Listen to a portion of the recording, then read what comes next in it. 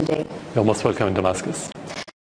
So, many people were convinced a year ago that you would make it this far. But yet again, we're sitting in a newly renovated presidential palace and recording this interview. Who exactly is your enemy at this point? My enemy is terrorism, the instability in Syria. This is our enemy. It's not about people. It's not about persons. The whole issue is not about me staying or leaving or not. So this is the enemy that we've been fighting as Syrians. I've been here for the last 2 days and I had a chance to talk to a couple of people from Damascus. Some of them say that whether you stay or go doesn't really matter at this point anymore. What do you say to that? I think for the president to stay or to leave is a popular issue. It's not a personal issue. And the only way to define this term precisely through the ballot boxes. So it's not about what we hear, it's about what we can get through that box. And that box will tell any president to stay or leave, very simply. I think what they meant was that at this point you are not the target anymore, Syria is. I wasn't the target, I wasn't the problem anyway. The West always created enemies. It was the communism, then it became the Islam, then it became Saddam Hussein, for different reasons, and now they wanted to create a new enemy, Bashar. So they said the problem is the president, so he has to leave. That's why we have to focus on the real problem, not waste our time listening to what they say. But do you personally still believe that you are the only man who can hold Syria together and the only man who can put an end to what the world calls a civil war? We have to look at it from two aspects. The first aspect is the Constitution, and I have my authority through the Constitution. According to this, I have to be able to solve the problem. But if we mean it that you don't have any other Syrian who can be president, no. Any Syrian could be president. We have many Syrians who are eligible to be in that position. You cannot link the whole country only to one person always. But you're fighting for your country. Do you believe that you are the man who can put end to the conflict and restore peace? I have to be the man who can do that, and I hope so. I have. But it's not about the power of the president. It's about the whole society. I have to be precise about this. The president cannot do anything without institutions and without support of the people. So the fight now is not the president's fight. It's Syrians' fight. Every Syrian is involved in defending his country now. It is, and a lot of civilians are dying as well in the fighting. So if you were to win this war, how would you reconcile with your people after everything that has happened? Let's be, again, more precise. The problem is not between me and the people. I don't have a problem with the people, because the United States is against me, the West is against me, many Arab countries, including Turkey, which is not Arab, of course, against me. And if the Syrian people are against me, how can I be here? They're not against you. They're not against you. If the whole world, or let's say a big part of the world, including your people against you, are you a Superman? No, you're just a human being. So this is not logical. So it's not about reconciling with the people. And it's not about reconciliation between the Syrian and the Syrian. You don't have civil war. It's about terrorism and support coming from abroad to support terrorists to destabilize Syria. This is our war. You still don't believe it's a civil war? Because I know that there's a lot of, except for terrorism, which everyone believes takes place in Syria, there's also a lot of confession-based strife. For example, we all heard about the mother who has two sons. One son is fighting for the government forces, another one is fighting for the rebel forces. How is this not a civil war? You have division, but division doesn't mean civil war. It's completely different. Civil war should be based on ethnical problem or sectarian problem. Sometimes you may have sectarian or ethnical tension, and tension doesn't mean problem. So if you have division in the same family or in a bigger tribe or whatever, or in the same city, it doesn't mean civil war. This is completely different, and that's normal. You should expect that. When I asked about reconciling with your people, this is what I meant. I've heard you say on many different occasions that the only thing you care about is what Syrian people think of you and what Syrian people feel towards you and whether you should be a president or not. Aren't you afraid that at the end of the day, because there's been so much damage done to the country, that they won't care about the truth, but they will just blame you? Yeah, this is a hypothetical question, because what the people think is the right thing. So what they think, we have to ask them. but I don't have this information right now. So again, I'm not afraid about what they think about me. I'm afraid about my country. We have to be focused on that. Okay. You know, for years, there has been so many stories about almighty Syrian army, omnipotent Syrian secret services. But then we see that, you know, the government forces aren't able to crush the enemy like people expected it would. And we see terrorist attacks take place in the middle of Damascus almost every day. Were there myths about the Syrian army and about the strong Syrian secret services? Usually when you have army, when you have secret intelligence, the things should focus on external enemy, not internal enemy. Even if you have internal enemy like terrorism, you have society that could help you, at least not to provide the terrorists with incubator. In that case, it's a new kind. We have a new kind of war. Terrorism through proxies, either Syrians living in Syria or foreigner fighters coming from abroad. So it's a new style of war. This is first. So you have to adapt with this new style. It takes time. It's not easy. Okay. And to say this is easy as a normal or let's say traditional or regular war, no. It's much more difficult. Second, the support that they've been had, that's been offered to those terrorists in every aspect, armaments, money, political, is unprecedented. So you have to expect that it's going to be tough war and difficult war. You don't expect a small country like Syria to defeat all those countries that have been fighting us through proxies just in days or weeks. Yeah, because when you look at it, I mean, on one hand, you have one leader with the army. He tells his army, go straight, go left, go right, and the army obeys. On the other hand, you have fractions of terrorists who have no one to unify them, no unified strategy to fight you. So how does that really happen when it comes to fighting each other? This is another aspect of the problem, that those terrorists fighting from within the cities. In the cities you have civilians. When you fight this kind of terrorists, you have to be aware that you should do the minimum damage to the infrastructure and minimum damage to the civilians, because you have civilians and you have to fight. You cannot leave terrorists just killing and destroying. So this is the difficulty in these kinds of war. You know, the infrastructure, military infrastructure, economy is suffering. It's almost as if like Syria is going to fall into decay very soon, and the time is against you. In your opinion, how much time do you need to crush the enemy? You cannot answer that question because no one claimed that he had the answer about when to end the war, unless we have the answer when they're going to stop smuggling foreign fighters from different part of this world, especially the Middle East and the Islamic world, and when they're going to stop sending armaments to those terrorists. If they stop, this is where I can answer you. I can tell you in weeks we can finish everything. It's not a big problem. But as long as you have continuous supply in men and armaments and everything else and logistics, is going to be long-term war. Also, when you think about it, you have 4,000 kilometers of loosely controlled borders, so you have your enemy that can at any time cross over Jordan or Turkey, rearm, get medical care, and come back to fight you. Exactly. How exactly you deal with no country winning? in the world can seal the border. Sometimes they use this word, which is not correct. Even the United States cannot seal its border with Mexico, for example. Maybe the same for Russia, which is a big country. So no country can seal the border. You can only have better situation on the border when you have good relation with your neighbors. Something that we don't have, at least with Turkey now. Turkey's support more than any other country. Can I ask you something? I've been in Turkey recently, and people there are actually very worried that war will happen between Syria and Turkey. Do you think a war with Turkey is a realistic scenario?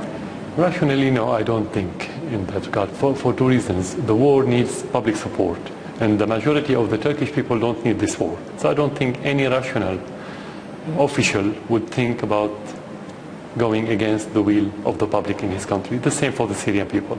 So it's not the conflict or the difference is not between the Syrian people and the Turkish people. It's about the government and the official, between our official and their official, because of their politics. So I don't see any war between Syria and Turkey in the horizon. When is the last time you spoke to Erdogan, and how did the talk end? May 2011, after he won the elections. So you just congratulated him? Yeah, just and that for was the last time? It was the last time. Who is shelling Turkey? The government forces or the rebels? In order to find the answer, you need a joint committee between the two armies in order to know who shall who. Because on the borders you have a lot of terrorists who have mortars, so they can do the same. You have to go investigate the bomb itself, the place and so on. And that didn't happen. We asked the Turks, the Turkish government, to have this committee. They refused. So you cannot have the answer. But when you have these terrorists on your border, you don't exclude them from doing so, because the Syrian army doesn't have any order to shell the Turkish land, because we don't find any interest in this, and we don't have any enmity with the Turkish people. We consider them as brothers, so why to do it? Unless that happens by mistake, you need the investigation. So far we don't have the answer. Because so you accept that it may be mistakenly from the government forces? That could happen. This is a possibility. In every war you have mistakes. You know, in Afghanistan they always talk about friendly fire. If you can kill your soldier. So that it means in every war that could happen. But we cannot say yes. Tell me something. Why has Turkey, that you call a friendly nation, become a foothold for the opposition? Not Turkey. Only Erdogan's government. Only, just to be precise, not the Turkish people. Turkish people need good relation with the Syrian people. This is Erdogan. I think he believes that if Muslim Brotherhood take over in the region, and especially in Syria, he can guarantee his political future.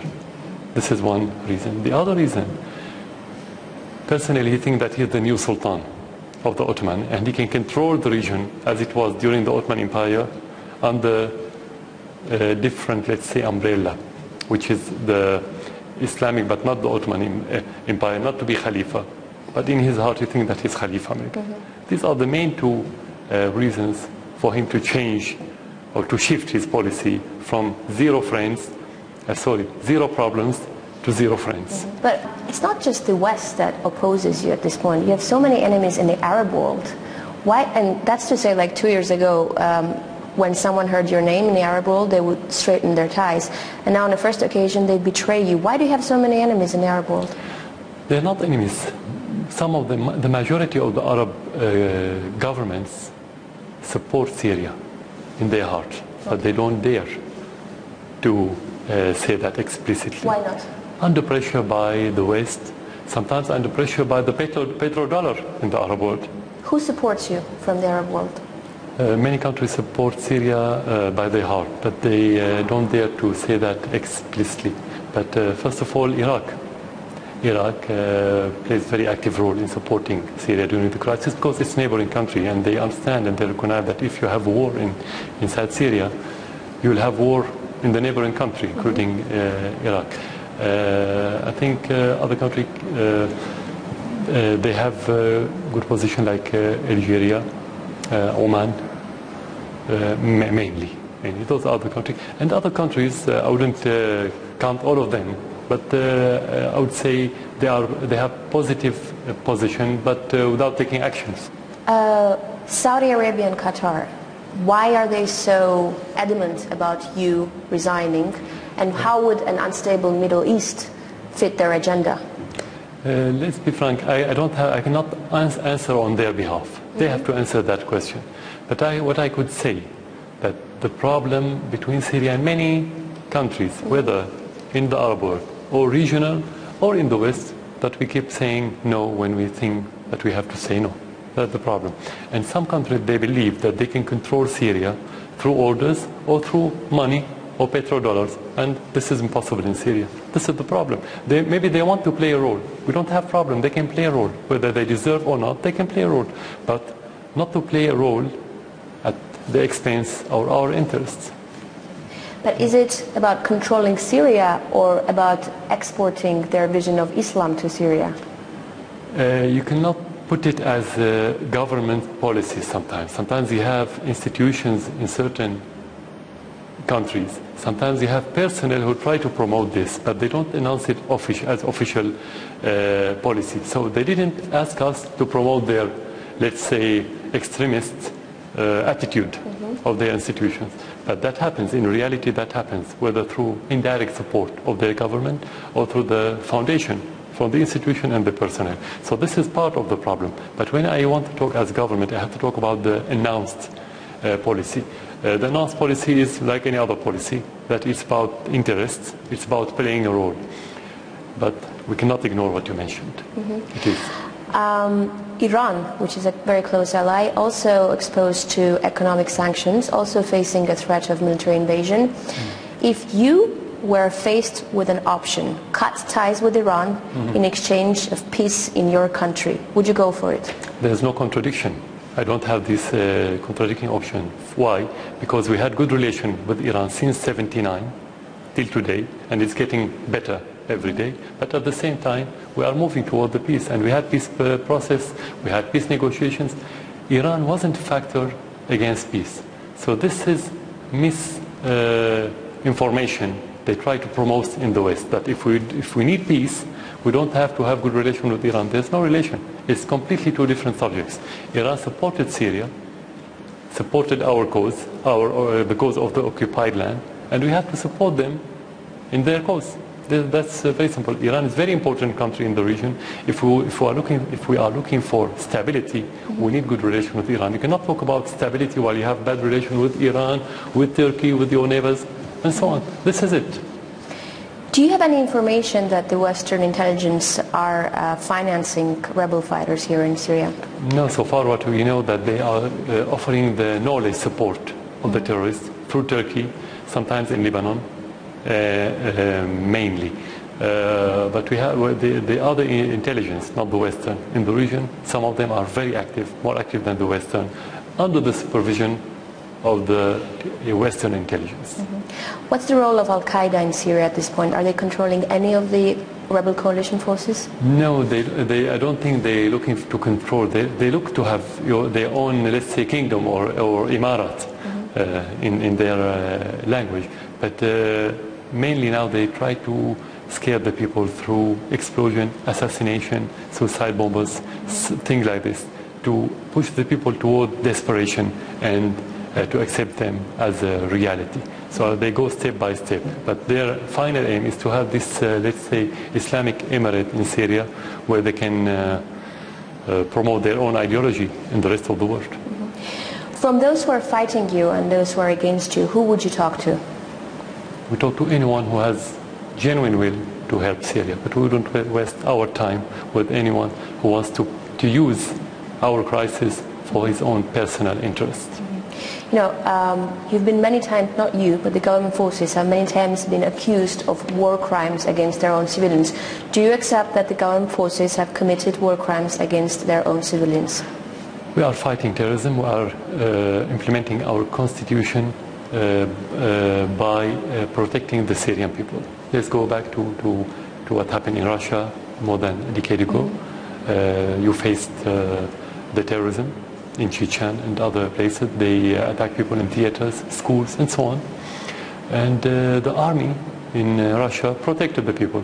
Would you call it war crime? No, you wouldn't. A few days ago, Amnesty International recognized the crime that was committed a few days ago when they captured soldiers and executed them. And Human Rights Watch recognized more than once about the crimes of those terrorist groups, and it was described a few days ago as war crime. This is the first point. The second point, if you have army that committed crime against its people, this is devoid of logic, because the Syrian army is made up of Syrian people. If you want to commit crime against your people, the army will divide, will disintegrate. So you cannot have strong army, unified army, while you're killing your people. Third, the army cannot withstand for 20 months in these difficult circumstances without having the embrace of the public in Syria. So how could you have this embracement while you're killing your people? This is contradiction. So this is the answer. When is the last time you've spoken to a Western leader? Before the crisis. It was before the crisis. Before the crisis. Were there any time at which they tried to give you conditions that if you left the post of presidency, then there will be peace in Syria, or no? No, with me directly no. But whether they propose that directly or indirectly, it's a matter of sovereignty. Only the Syrian people will talk about this. Whoever talk about this in the media, in a statement, directly or indirectly, has no meaning and has no weight in Syria. So no.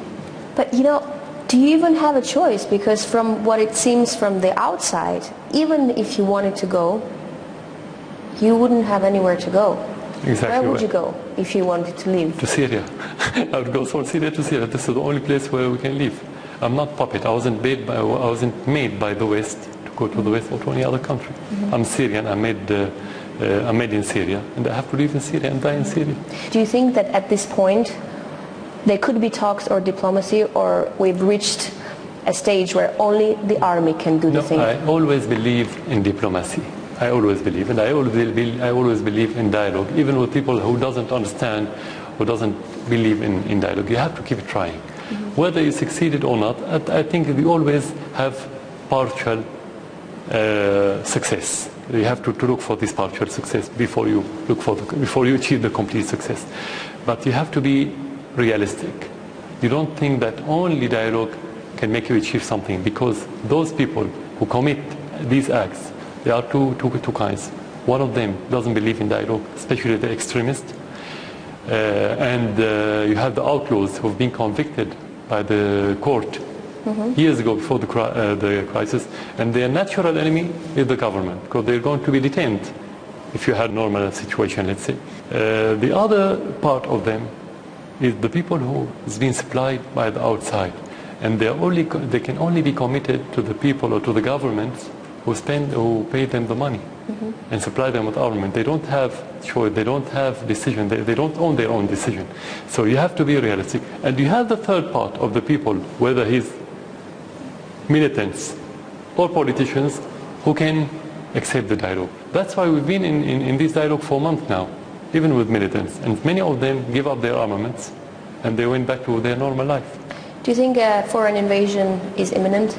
I think the price of this invasion, if it's happened, is going too big, more than the whole world can afford. Because if you have problem in Syria, and we are this last stronghold of secularism and stability in the region, and coexistence, let's say, it will have a domino effect that will affect the world from the Atlantic to the Pacific. And the implication of on the rest of the world. I don't think the West is going in that regard. But if they do so, nobody can tell what's next. Mr. President, do you blame yourself for anything? Normally, you have to find mistakes. You do it with every decision. Otherwise, you're not a human. What's your biggest mistake? I don't remember, to be frank, now. But I always, even before taking the decision, I had to consider that part of it will be wrong. But you cannot tell about your mistake now. Sometimes, especially during crisis, you don't see what's right and wrong until you overcome the situation that you are in. So I wouldn't be objective to talk about mistakes now, because you're still in the middle of the... So you don't have regrets yet? Not now, as it. When everything is clear, you can talk about your mistake, but you definitely have mistakes. If today was 15th of March 2011, that's when the protests started to escalate and grow, what would you do differently? What I would do what I did. Exactly the same. On the 15th of March, exactly the same.